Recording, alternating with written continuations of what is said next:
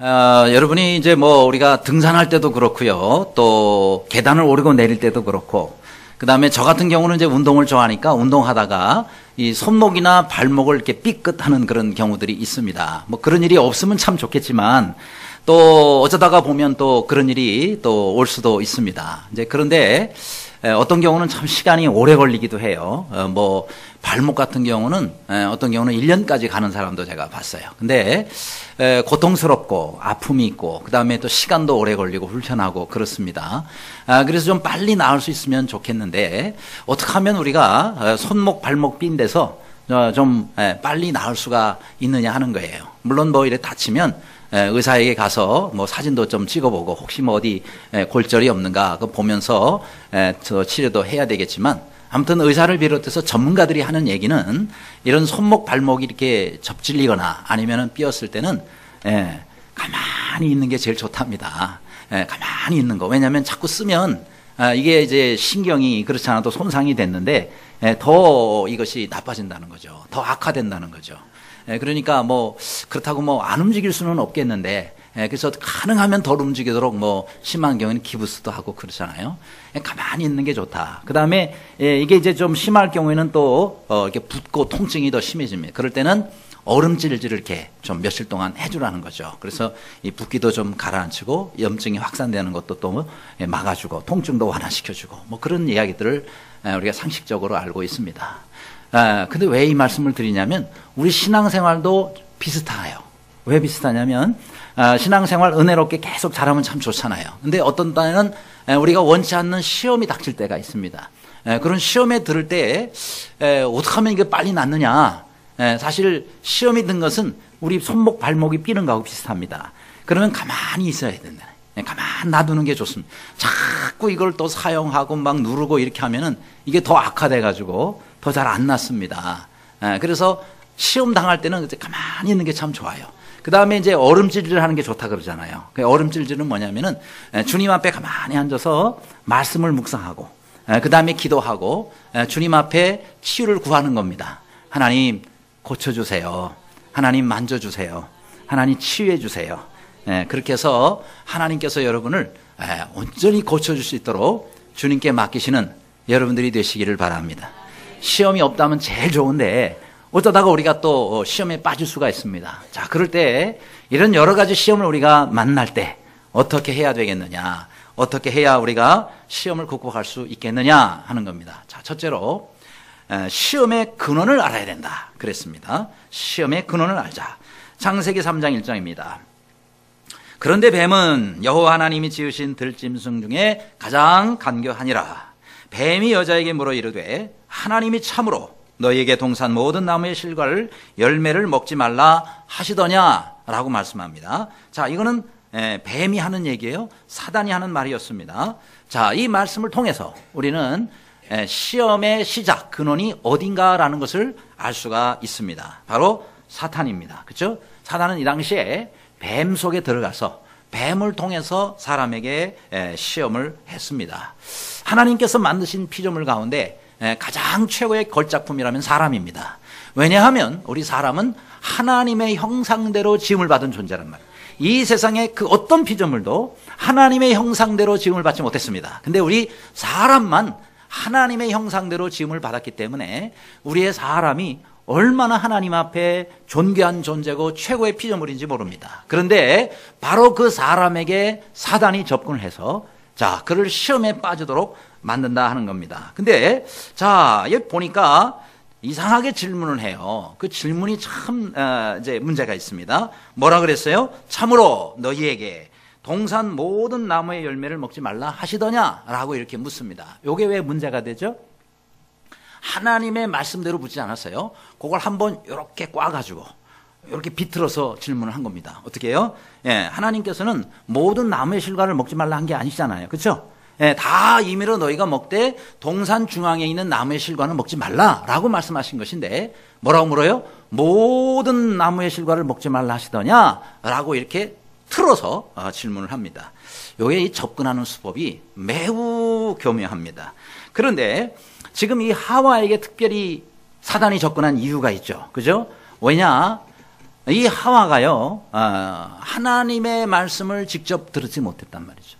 남편 아담이 직접 듣고 아내에게 전달해 줬는데, 자, 이 아내가 이것을 듣고는 이걸 마음에 정말 깊이 있게 중요하게 새기지를 않았어요.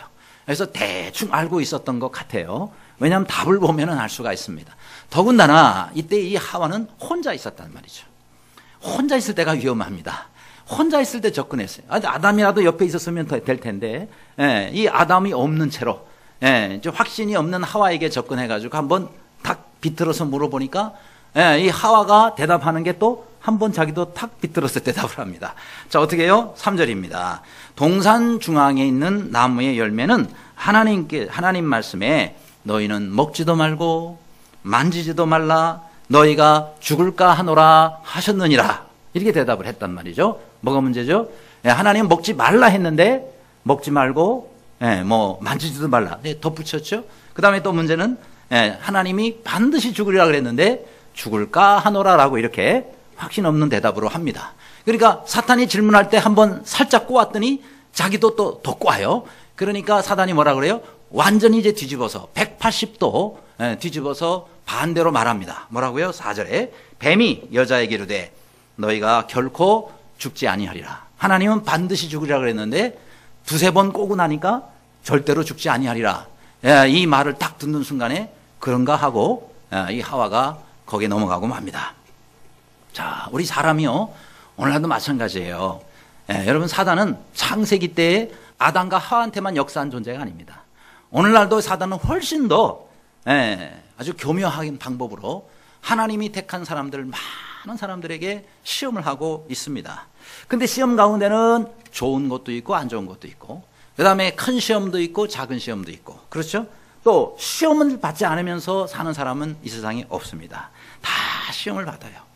여러 가지 여러 종류의 시험들을 받습니다. 자, 그러면 우리가 그 시험들을 어떻게 받으며 어떻게 이겨나가야 되겠느냐 하는 겁니다. 여러분 저 신학자 가운데 로메이어라는 신학자가 있어요. 이 사람은 이런 얘기를 했습니다. 신구약 성경은 시험의 책이다 라고 이렇게 정의를 합니다. 왜냐?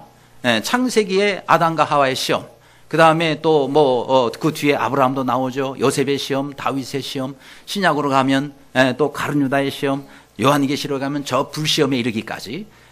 아무튼 신구약 성경은 시험에 관한 내용이 아주 많이 꽉 차 있어요. 그래서 신구약 성경을 시험의 책이다 이렇게 표현하고 있습니다. 마찬가지로 우리 인생도요. 우리 인생도 늘 시험을 받으면서 살아가는 거예요.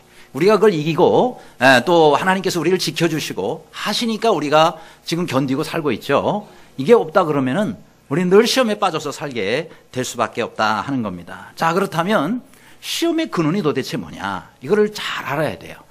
시험의 근원은요, 첫째는 하나님이십니다. 왜냐? 하나님은 우리에게 시험하시는 분이에요. 그 시험이 무슨 시험이냐면 테스트의 시험이라 그랬어요. 그렇죠? 이 테스트의 시험은 좋은 겁니다. 우리에게 믿음을 한 단계 더 업그레이드 시키고, 우리가 하나님의 은혜를 더 입고 하나님 앞에 더 상급을 받도록 하시기 위해서 하나님께서 우리에게 테스트를 하세요. 요거는 좋은 종류의 시험입니다. 이런 시험은 많을수록 좋습니다. 아브라함에게 하나님 시험하셨죠? 그 다음에 이스라엘 백성들 광야에 있을 때 하나님 시험하셨죠. 그렇죠? 그런데 또 하나의 시험이 있죠. 이것은 사단이 주는 시험입니다. 사단이 주는 시험은 우리를 죄에 빠뜨리기 위해서 시험해요. 범죄하도록 하기 위해서, 하나님과 멀어지도록 하기 위해서 우리를 시험합니다. 그런데 이런 시험은 안 받을수록 좋아요. 그렇죠? 그래서 주기도문에도 우리를 시험에 들게 하지 마옵시고, 이 시험이 사단이 주는 시험이에요. 또 우리 요셉이 받았던 그런 시험, 이런 시험들이 사실은 받지 않으면 좋은 시험들입니다. 이런 시험이 오면 다 물리치시기를 바랍니다. 피하시기를 바랍니다.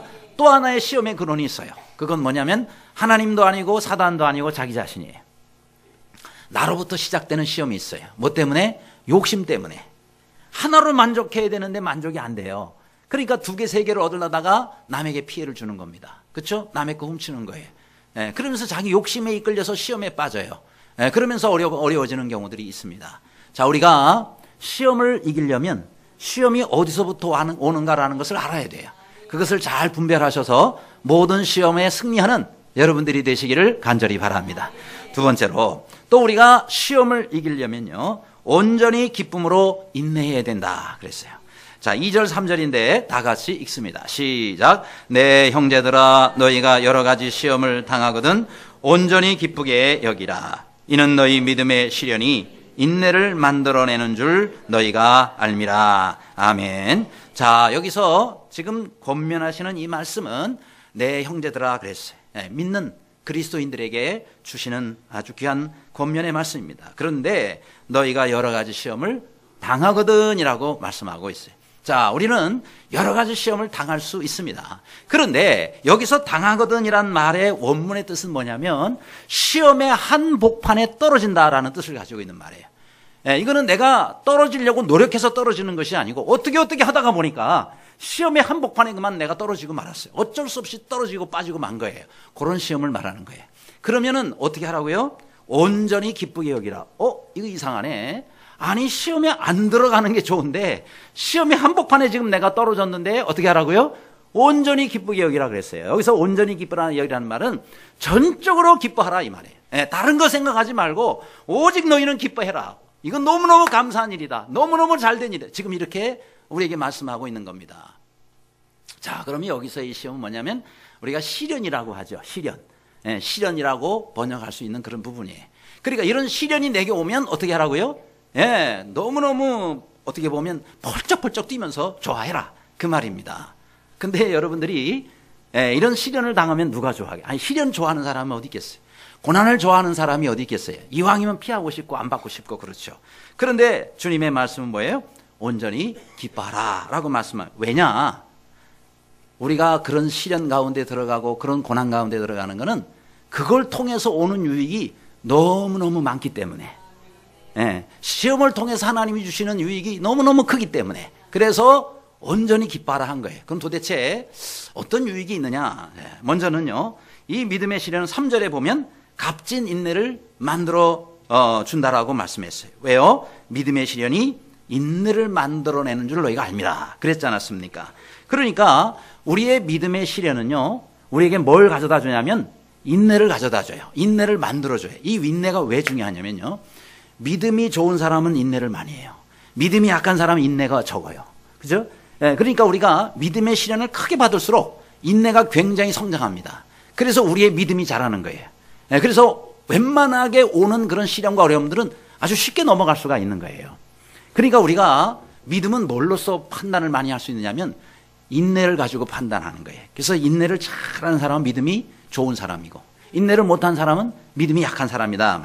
그래서 하나님께서는 우리의 이 인내를 강화시키도록 하기 위해서 뭘 준다고요? 믿음의 시련을 허락하신다 하는 겁니다.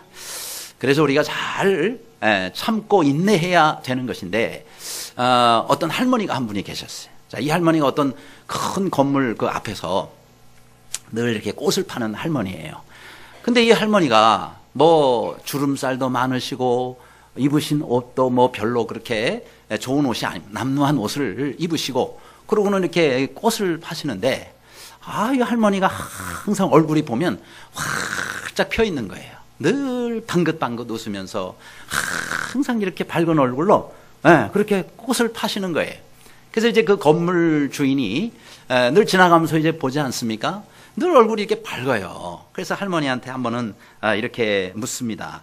할머니, 뭐 이렇게 좋은 일들이 있으신가 봐요. 할머니는 표정이 항상 밝으시네요. 라고 이렇게 물었습니다. 그러니 할머니가 대답해, 아이고, 그러지 마세요. 뭐 좋은 일은요, 제 속에도 걱정이 많아요. 제 속에 있는 걱정 다 담으면 트럭 100대분은 필요할걸요. 이렇게 얘기하면서 본인도 걱정이 많은 사람이다. 라고 표현한 거예요. 근데 이제 그 주인이, 아니, 그런데 그렇게 걱정이 많으신데 어떻게 이렇게 얼굴 표정은 항상 그렇게 밝으실 수가 있겠습니까? 뭐 특별한 비결이라도 있으신가요? 할머니가 대답한 거예요. 비결이 하나 있긴 하죠. 그건 다른 게 아니고, 저한테도 어려운 일이나 아니면은 참 고난 이런 것이 올 때에 예수님께서 많은 고난을 받으시다가 십자가에 돌아가셨지 않았습니까? 근데 십자가에 돌아갔을 때 3일 동안 무덤에 계셨거든요. 아무 소리도 안 들리고 아무것도 안 보였지만 예수님은 그 무덤 속에 3일을 계신 다음에 아주 영광 가운데 부활하셨지 않았습니까? 제가 생활 가운데 그걸 적용하면 살아요. 어떠냐면 어떤 어려움이나 고난이 오면 무조건 예수님 무덤 속에 들어가신 것처럼 본인도 아무 소리 하지 않고 다 무덤 속에 들어간 것처럼 가만히 있는답니다. 그런 다음에 자신의 이 문제와 자신의 어려움과 고민거리들을 하나님께 맡겨버린대요. 다 맡겨버린대요. 왜냐하면 예수님께서 부활하실 때 그 부활의 영광을 하나님께 맡기지 않았습니까? 그래서 하나님께 맡긴 것처럼 본인도 다 하나님께 맡기면요, 나중에 한 3일 지나고 나면은 확 이렇게 문제가 또 해결이 되거나 아니면 제 마음속에 자유함을 하나님이 주셔가지고 마치 예수님이 찬란하게 부활하신 것처럼 나도 다시 확 이렇게 일어나가지고 그 어려움들을 극복하면서 하나님의 응답을 받습니다. 그러니 제 얼굴이 늘 이렇게 늘 방긋방긋한 거죠. 이렇게 얘기를 하더랍니다. 참 일리가 있죠? 여러분도 어려움이 있을 때마다 막 그 문제 가지고 씨름을 하면서 막 이렇게 하지 말고 어떻게 하라고요? 주님 앞에 조용히 앉아서 그러면서 묵상하고 또 이 문제를 하나님께 맡기고 적어도 3일 정도는 그렇게 맡기면서 하나님의 역사를 구하시라. 그러면 하나님께서 우리의 모든 문제나 어려움 하나님이 맡으시면은 하나님이 해결하시지 않겠어요? 그런 은혜가 있기를 간절히 바랍니다. 우리가 너무 이 조급증 때문에 문제예요. 너무너무 급해요. 특히 우리나라 사람들은 빨리빨리 문화 때문에 그냥 뭐가 좀 빨리 돼야 되고 뭐 당장 뭐가 또 해결이 돼야 되고 뭐가 불이 떨어져야 되고 뭐가 역사가 일어나야 되고 이걸 우리가 자꾸 바라고 기대하는데 그것이 꼭 하나님의 방법은 아니다. 어떤 때는 하나님이 3개월도 기다리게 하시고 어떤 때는 3년도 기다리게 하시고 그러면서 기다리는 거예요. 왜요? 하나님께 맡겼으면 하나님의 때를 기다려야 하지 않겠어요? 내가 때를 정하면 안 되지 않겠어요? 하나님께 맡기자 하는 겁니다. 또 어떤 유익이 있어요? 여기에 4절에 보면 인내는 온전하고 구비하여 조금도 부족함이 없게 만들어준다 그랬습니다. 그렇죠. 욥기 23장 10절에도 보면 나의 가는 길을 오직 그가 아시나니 그가 나를 단련하신 후에는 내가 정금같이 나오리라 그랬어요. 따라합시다. 그가 나를 단련한 후에는 정금같이 나오리라. 믿으시기 바랍니다. 하나님은 정말 우리가 정금 같은 신앙인이 되기를 원하세요. 여러분, 정금이 그냥 뭐 아무데나 파면 정금이 나옵니까? 이런 금강석이라 하더라도 그거를 다 재련하고 열을 가하고 해서 그래서 모아가지고 금만 잘 뽑아놓은 게 그게 정금 아니겠습니까? 그러니까 우리가 저절로 정금 같은 신앙인이 되는 게 아니에요. 하나님은 우리를 어떤 때는 굉장히 아무튼 뜨거운 불 가운데서의 그런 고난 이런 것들을 허락하셔서 우리를 정금 같은 믿음과 신앙인으로 만드신다 하는 겁니다. 그러니 이런 시련이 올 때 우리가 감사해야 되지 않겠습니까? 지난주에 입춘이 지났어요. 이제 경칩이 다가오고 있습니다. 입춘과 경칩 사이에 우리나라 저 시골에 가면 꼭 하는 게 있는데 그게 바로 보리밟기랍니다. 보리밟기. 저 사진에 나온 것처럼 사람들이 바로 이제 요때 되면은 보리가 이제 싹이 막 나오기 시작합니다. 그러면 쫙 전부 줄을 서가지고 손을 잡고 말이죠. 계속해서 이 보리들을 사정없이 밟아준대요. 아이고 그 여린 싹을 그걸 그렇게 가만 놔둬야지 그걸 밟아가지고 부러뜨리고 이러면 어떡하냐고 그 모르는 소리라는 거예요.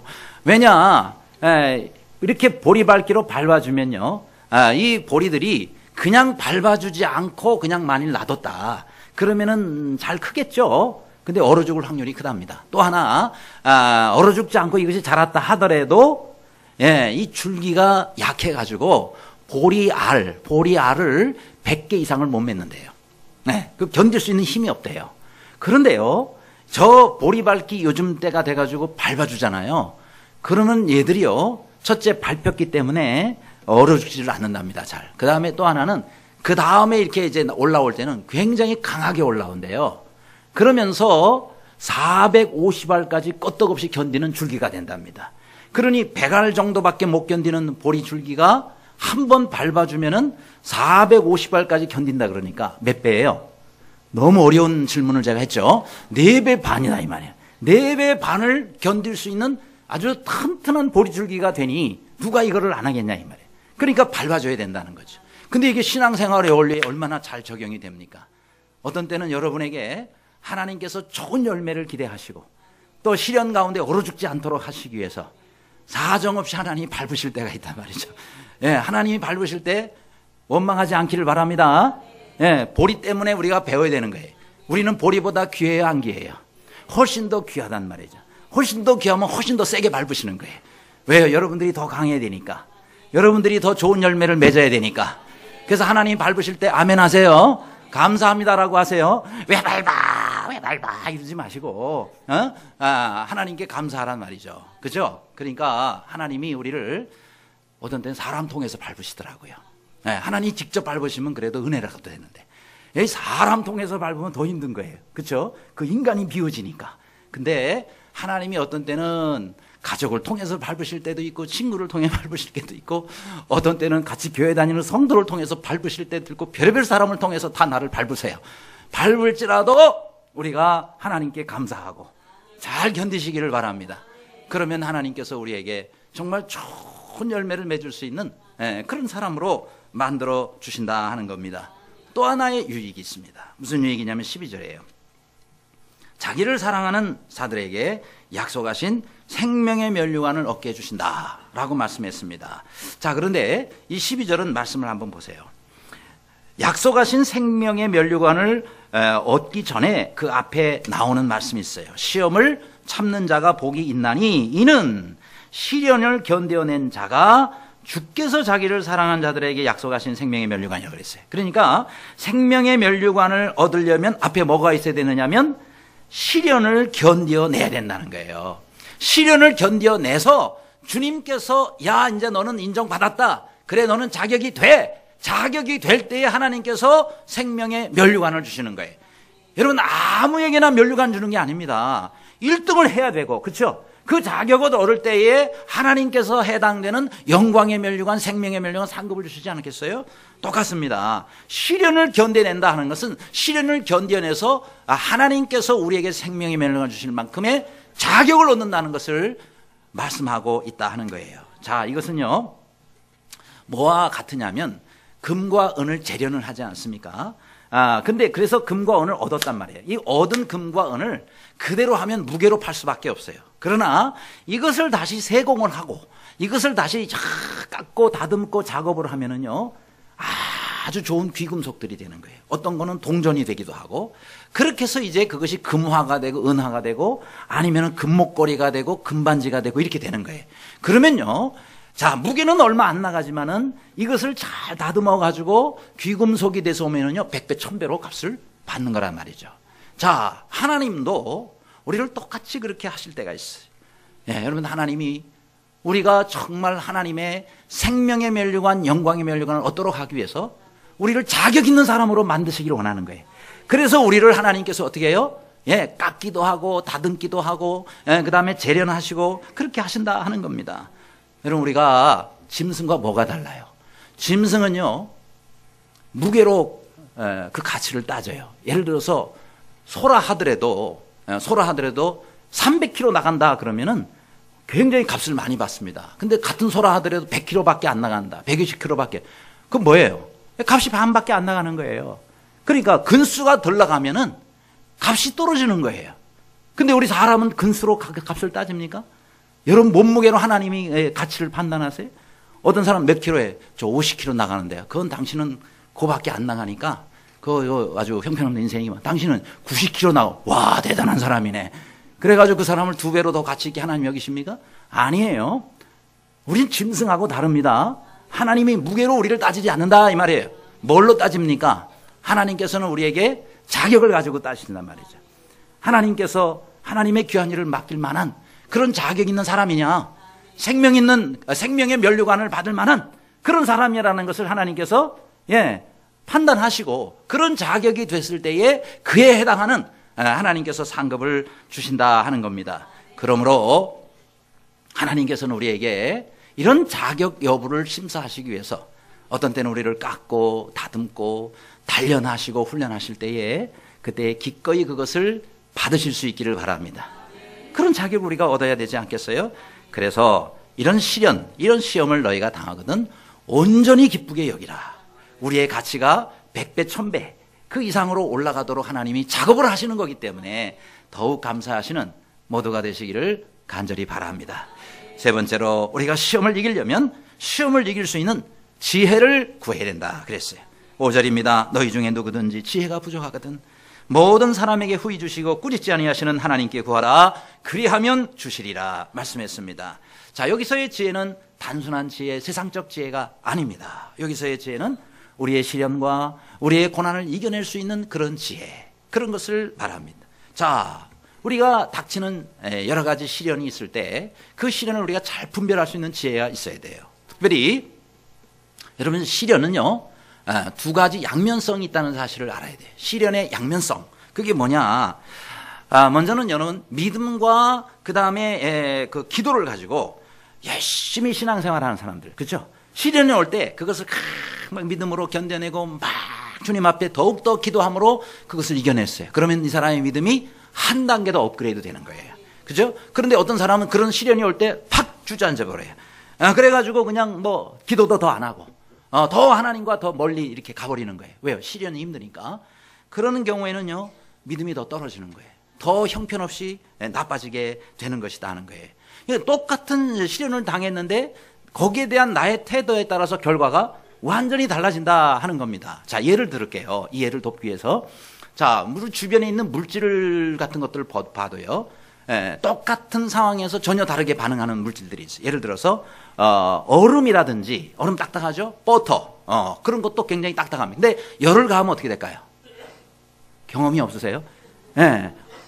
얼음에다가 열을 가하면 물이 돼버리잖아요. 단단한 버터를 그 뜨겁게 후라이팬에다가 달궈버리면 물처럼 이렇게 녹아져 버리지 않습니까? 그렇죠? 열을 가하면 물처럼 이렇게 녹아지는 것도 있고, 또 어떤 물질, 예를 들어서 계란에다가 열을 가하면 어떻게 되죠? 계란들을 안 뜯어보셨나? 삶든다든지 아니면 구워버리면요 딱딱해지는 거예요. 그렇죠? 그 다음에 이렇게 진흙 같은 거를 막 손으로 이기지만 얘 열을 가하면요 얘가 돌처럼 딱딱해져요. 그러니까 열을 가하면 이렇게 계란이나 진흙처럼 아주 단단해지는 물건들이 또 있습니다. 물질들이. 그러니까 똑같은 열을 가해도 물과 같이 되는 게 있고 아니면 더 딱딱해지는 게 있다 하는 거죠. 그렇죠? 과일도 마찬가지죠. 살아있는 과일, 예를 들어서 나무에 잘 달려있는 과일은 햇빛을 받으면 어떻게 될까요? 날이 갈수록 더 맛있게 익고 더 향긋한 냄새가 더 나기 시작해요. 더 좋아지는 거죠. 그죠? 그런데 예를 들어서 죽은 과일 떨어졌어요, 바닥에. 근데 막 햇빛이 강하게 내리죠. 어떻게 될까요? 말라지고 그 다음에 썩어져 버려요. 못 먹는 과일이 되는 거예요. 그렇죠?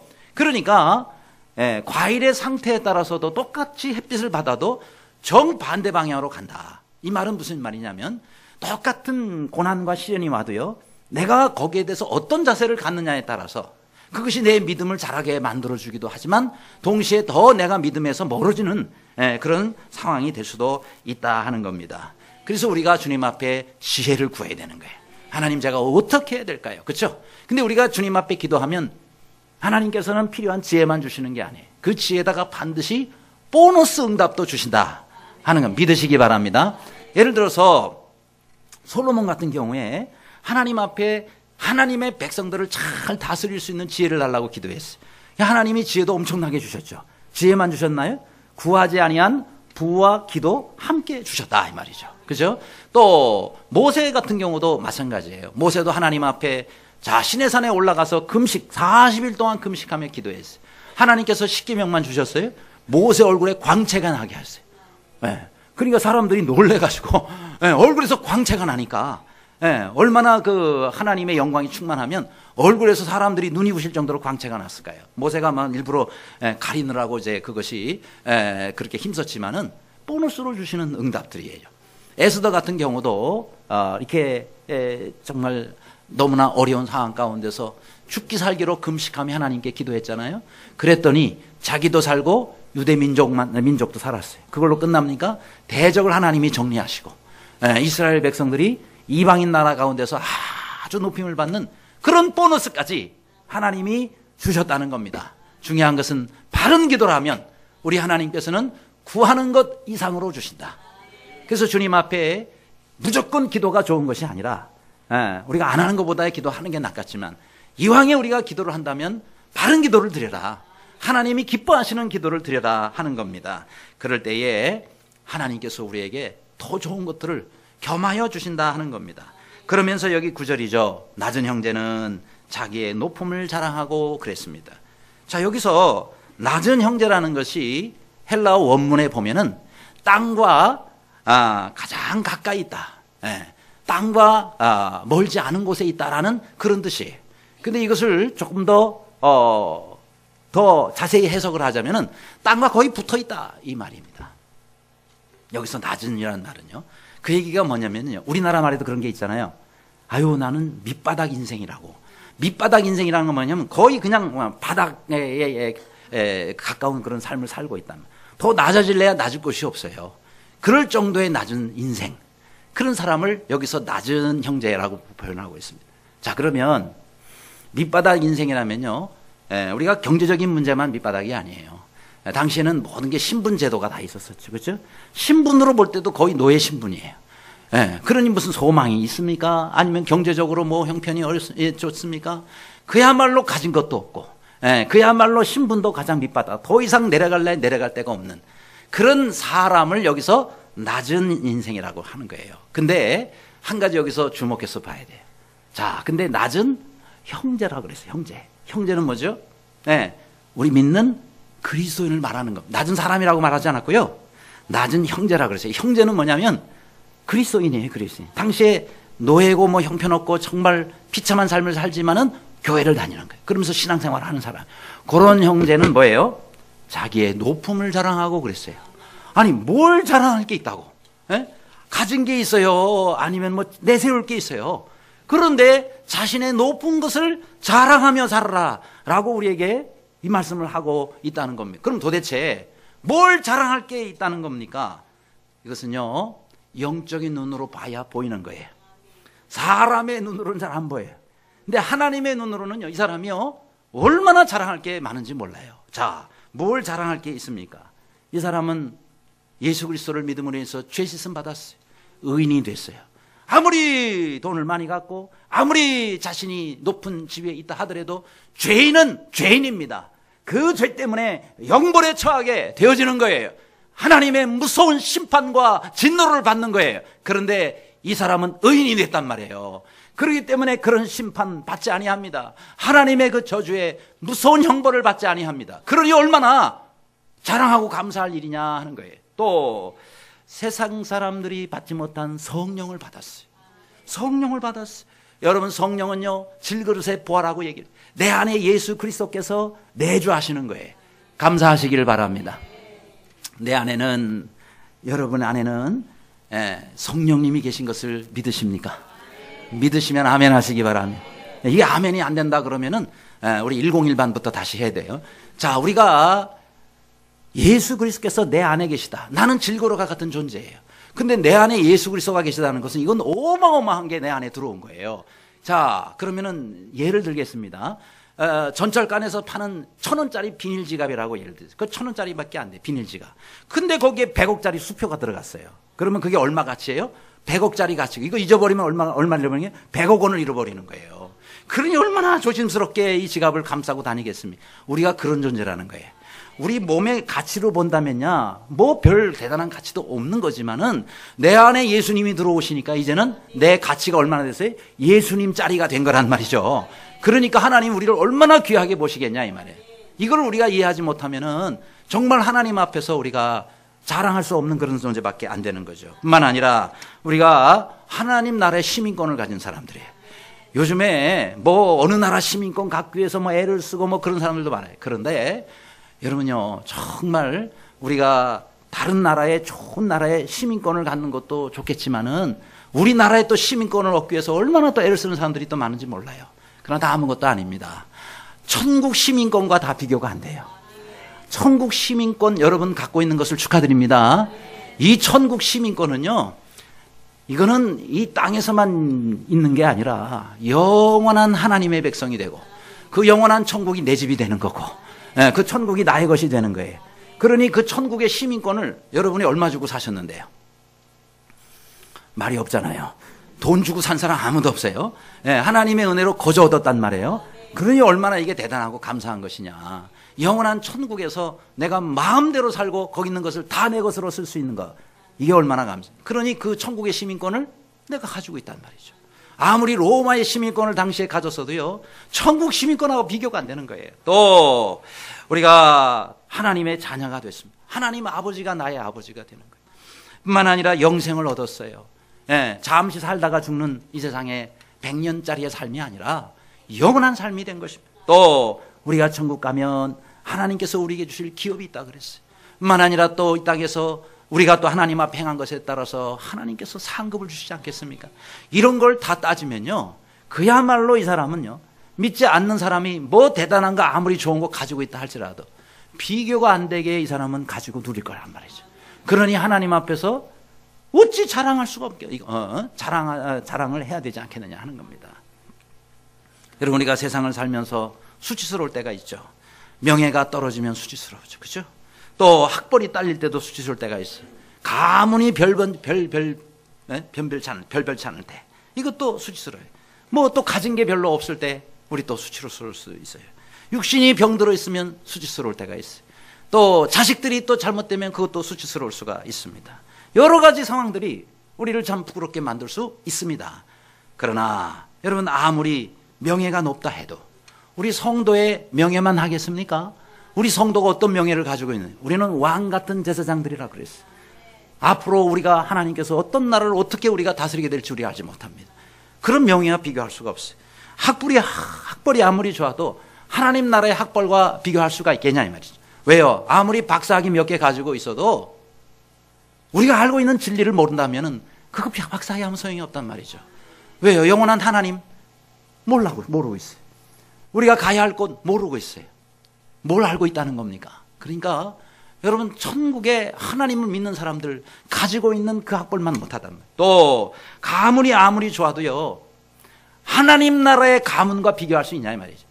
우리 아버지가 하나님이신데 그 하나님의 그 가문과 세상의 어떤 가문을 비교할 수가 있겠냐 말이죠. 그러니 감사하지 않겠어요? 아무리 가진 게 많고 은행에 통장에 잔고가 많다 할지라도 그거 다 나중에 없어질 겁니다. 그런데 우리가 하늘에 쌓아둔 하늘나라의 보화와 비교할 수 있겠냐 이 말이에요. 또 우리가 육신이 아무리 건강해서 100년 이상을 산다 하더라도 영원히 사는 우리 성도와 비교할 수가 있겠냐 이 말이에요. 그러니 상대가 안 되는 거예요. 그래서 아무리 이 땅에서 낮은 자리에 있는 형제라 할지라도 자신의 앞으로 누리게 될 것과 하나님이 주실 영광스러운 것을, 이것을 하나님께 감사하고 이것을 자랑할 수 있어야 된다. 이게 뭐예요? 성도의 자존감이라는 거예요. 이런 자존감을 가지고 날마다 감사하며 사시는 모두가 되시기를 간절히 바랍니다. 끝으로 우리가 시험에 이기려면 욕심에 이끌려 미혹되지 말아야 된다 그랬습니다. 14절입니다. 오직 각 사람이 시험을 받는 것은 자기 욕심에 끌려 미혹됩니다 그랬습니다. 왜 시험이 오느냐? 내 욕심 때문에 오는 것인 경우가 많아요. 그렇죠? 사단은 시험하는 자라 그랬습니다. 토마스 아켄피스라는 유명한 네덜란드의 성자는 이렇게 말합니다. 불은 쇠를 시험하고 마귀는 그리스도인을 시험한다. 그래서 마귀는요, 모든 시험 뒤에 숨어 있습니다. 그래서 숨어 있는 이 마귀가 내가 시험한다라고 시험하지를 않아요. 그래서 우리가 자칫 마귀의 시험에 넘어가거나 걸릴 수가 있다 하는 거예요. 근데 이 마귀는요, 이 세상에 믿지 않는 사람들은 거의 시험을 하지 않아요. 왜요? 그냥 놔둬도 늘 죄짓고 사니까. 마귀가 왜 공격하겠어요? 가만 놔둬도 늘 죄짓는데, 죄지으려고 유혹을 하는데 늘 죄 가운데 살고 있는데 뭐하러 건드려요? 수고스럽게 가만 놔둡니다. 그냥 시험이 없어요. 그런데 좀 잘 믿어보려고 하는 사람들, 내가 믿음 생활 가지고 좀 하려고 하는 사람은 가만 안 놔둡니다, 사단이. 왜요? 가만 놔두면 헌신하겠거든요. 가만 놔두면 믿음이 좋아지겠거든요. 가만 놔두면 하나님과 가까워지겠거든요. 가만 놔두면 자기 사업 방해하겠거든요. 그러니까 이 사단이 더 주님께 가까이 나아가려는 사람에게 더 집중해서 시험할 때가 있다 하는 겁니다. 그렇죠? 그래서 사단은 잘 믿으려고 하는 사람에게 더 역사하고요. 또 교회를 다니되 구원의 확신이 없는 사람도 아주 공격을 많이 합니다. 왜요? 교회 그냥 다니도록 놔뒀다가는 나중에 언제 구원의 확신을 가질지 모르고 언제 또 하나님 앞에 또 귀하게 쓰임받을지 모르니까 아예 싹부터 잘라버린다고 해서 교회를 자꾸 못 나가게 해요. 오늘같이 날씨가 아주 추운 때는 더 시험을 많이 해요. 오늘이 올 들어 제일 춥대. 영하 11점 몇 도래. 그러니 오늘 같은 날 안 쉬어. 하루 쉬어도 하나님이 괜찮어. 그러니까 오늘 교회 가지 마. 그러면 다음 주에는 오늘도 춥대. 그러면서 자꾸 이제 교회를 한 몇 개월쯤 안 나오게 만들어요. 예, 그러면은 이제 교회 나가는 게 힘들죠. 그죠? 그러면서 아예 하나님과 멀어지도록. 여러분, 사단은 항상 큰 것 가지고 역사하는 게 아니에요. 아주 작은 거. 말 한마디, 행동 하나 가지고 우리를 시험했던. 그래가지고 뭐예요? 중심을 무너뜨린다, 이 말이에요. 따라합시다. 사단은 중심을 무너뜨린다. 예, 여러분 씨름 경기 자주 보시죠? 저도 씨름 경기 좋아해서 자주 보는데 이 씨름 경기는 한마디로 중심을 무너뜨리는 게임이에요. 예, 한마디로 중심 경기예요. 그러니까 내 중심을 잃지 않아야 내가 힘을 쓸 수가 있고요. 내가 넘어지잖아요. 반대로 상대방은 중심을 무너뜨려야 돼요. 그래서 기술이 씨름 기술이 세 가지예요. 손기술, 다리 기술, 허리 기술이에요. 그래서 안다리, 박다리로 그렇게 다리 기술. 그 다음에 손으로 하는 오금 당기기라든지 아니면은 들배지기라든지 이런 기술을 가지고 상대방의 중심 무너뜨리면 힘을 못 써요. 넘어지는 거죠. 그렇죠? 그러니까 이 씨름 경기는 중심 무너뜨리는 건데 사단이 꼭 우리에게 그렇게 사단과 맞붙잡고 우리가 씨름을 하죠. 예, 사단이요. 우리 중심 무너뜨리면 사단이 이기는 거예요. 우리가 넘어지는 거예요. 사단은 꼭 우리 중심을 무너뜨립니다. 그러면 우리가 넘어지면은 이런 시험 저런 시험 다 당하는 거죠. 그렇죠? 따라서 우리가 하나님께서 우리에게 역사하실 때 잘 하나님을 주목해야 돼요. 왜요? 중심을 잃지 않기 위해서. 믿는 사람의 중심이 뭘까요? 저는 어릴 때부터 개를 좋아했어요. 개띠라서 꼭 개를 좋아하는 건 아니고 아무튼 개를 좋아했어요. 예, 지금도 짐승을 좋아하고 개를 좋아합니다. 그래서 이제 TV 프로그램 가운데 개 훈련시키는 프로그램이 그런 건 유심히 봅니다. 그런데요, 이 개들이 말을 안 듣는 개들이 있어요. 그 훈련이 안 돼서 그래요. 개를 어떻게, 아니요. 개는 훈련하는 대로 움직이게 돼 있습니다. 예를 들어서 개가 좋아하는 고기를 딱 갖다 놓고요. 그럼 가만 놔두면 반드시 달려듭니다. 먹으려고. 그런데 가만 놔두면 얘가요, 먹지 말아야 할 고기까지 이제 물어뜯습니다. 그렇죠? 사람도 고기인 줄 알고 물어뜯을 수도 있고, 아니면은 집에서 먹으려고 고기 반찬 하려고 갔다는데 쥐가 먼저 먹는 이런 경우에 그거 아주 버릇 잘못 들인 거죠. 어떻게 합니까? 간단해요. 개 훈련하는 거 자세히 보니까 공통점이 있어요. 잘 들으시고 실천해 보셔도 괜찮습니다. 먼저 목줄을 딱 이렇게 싹 끼워 놓습니다. 집안에서 목줄을 딱 끼웠는데 그 다음에 이제 먹을 걸 딱 놓으면은 탁 달려가랍니다. 그때 이 목줄을 딱 당기는 거예요. 그러면서 안 돼! 하고 잡아야 돼요. 짧고 강하게 얘기를 하셔야 돼요. 그 다음에 목줄을 탁 채야 돼요. 하고서 이제 못 가죠. 그죠? 안 돼! 하고 얘기를 하는 거예요.